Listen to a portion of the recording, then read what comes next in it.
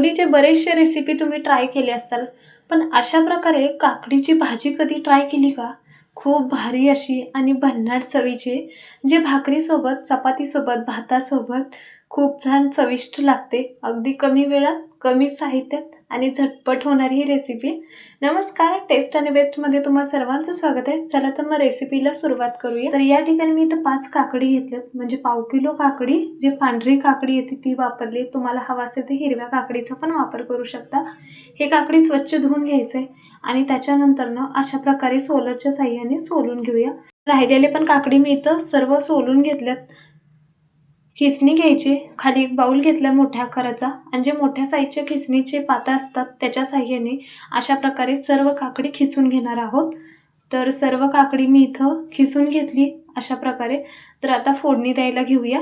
फोडणीसाठी कढई ठेवली. कढईमध्ये मोठ्या चमच्याने 2 चमचे तेल टाकायचे. तेल चांगलं गरम झालं की थोडीशी मोहरी चांगली तडतडू द्यायची. त्याच्यानंतर अर्धा चमचा जिरे तळले गेले की याच्यामध्ये 8 ते 9 कढीपत्ताचे पानं, त्याच्यानंतर 7 ते 8 लसणाच्या पाकळ्या टाकायच्यात आणि हे सर्व चांगल्या प्रकारे तळू द्यायचे. गॅस बारीकवरती केलाय. आता याच्यामध्ये अर्धा चमचा लाल तिखट, अर्धा चमचा मी इथं काळं तिखट घेतलेलं आहे आणि अगदी थोडीशी हळद टाकते चवीनुसार, म्हणजे अर्धा चमचा मीठ टाकायचे आणि परत एकदा हे मिक्स करून घेऊया. छान असं भाजीला ग्रेव्हीसारखा व्हावा आणि चवीला चांगली लागावी म्हणून 3 चमचे बेसन टाकलेलं आहे. बेसन टाकल्यानंतर पण एखादा मिनिटभर तेलामध्ये परतून घ्यायचं आहे.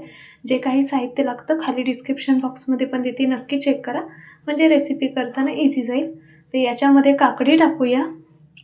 व्हिडिओ जर आवडत असेल तर नक्की चॅनलला सबस्क्राईब करा, म्हणजे मी जेव्हा पण व्हिडिओ अपलोड करेल लगेचच नोटिफिकेशन मिळून जाईल. तर हे सर्व मिक्स करून झालं आहे. आता याच्यामध्ये थोडंसं दाटसरपणा येण्यासाठी 2 चमचे फक्त मी शेंगाचं कूट टाकलेलं आहे. आता सर्व मिक्स करून घेऊया.